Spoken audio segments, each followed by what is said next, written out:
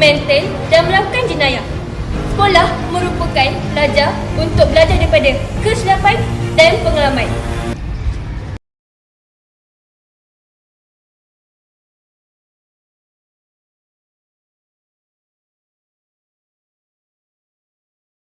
Korang tengok tu, ada Ros lah. Siti, kau bukan nak jumpa Ros ke? Buat apa kau nak jumpa dengan dia? Alah, kau bukan tak tahu Siti ni. Tak apa, tengok je lah nanti. Hai Ros, kenapa kau duduk sorang-sorang ni? Saya kau lalu je dah hari sekarang. Ros, kau tahu tak? Kawan kau Aminah. Kau tahu tak dalam kelas, soalan senang pun dia tak ada nak jawab. Kenapa kau tak nak kawan dengan dia? Nanti kau jadi macam ni. Betul ke? Ya. Jomlah kita pergi makan nanti. Hai Ros. Jom makan. Aku ada bawa pil ni. Kau nak? Mak aku buat tadi. Anak. Aku tu baru Siti ni. Aku lehat dengan dia. Siti. Tapi kita kan ada minat sama-sama. Lagipun kita dapat kita. Aminah. Biarlah Ros nak rehat dengan aku pun. Aku soalan senang pun aku boleh jawab. Bukan macam kau. Kenapa kau bodoh sangat lembab. Jomlah.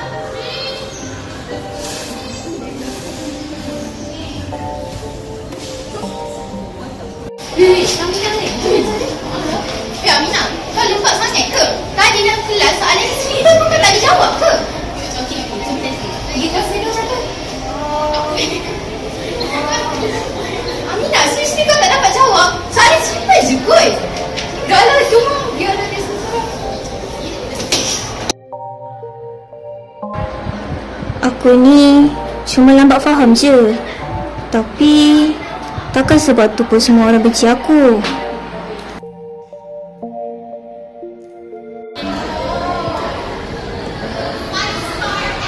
Aminah, kenapa tak masuk kelas lagi? Dah lewat ni. Takutlah. Takut kena izin dengan kelas aku. Aminah, kau kenapa ni? Dia cerita dengan aku. Jom aku teman kau masuk kelas.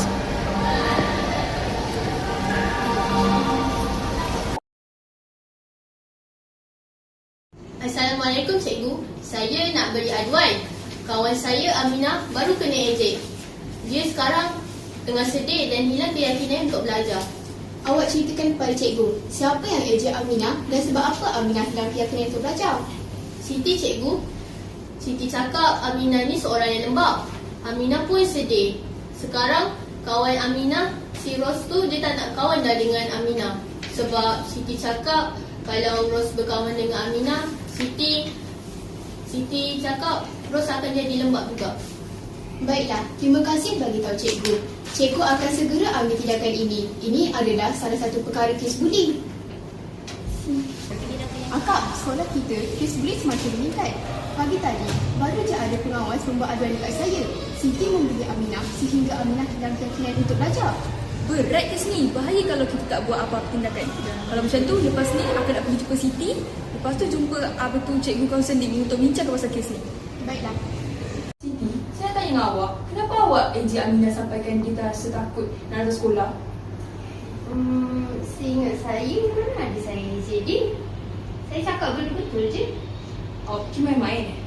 Benda ni nama dia boleh lisan. Awak membuatkan dia takut nak datang sekolah dan hilang keyakinan nak datang sekolah tau. Lepas ni jangan buat macam tu dah. Baik. Maafkan saya cikgu. Siti, kita kalau buat salah memang boleh minta maaf dekat orang. Tapi tak semestinya orang yang kita buli tu akan maafkan kita. Cikgu harap lepas ni awak dah tak membuli lagi dekat sekolah ni.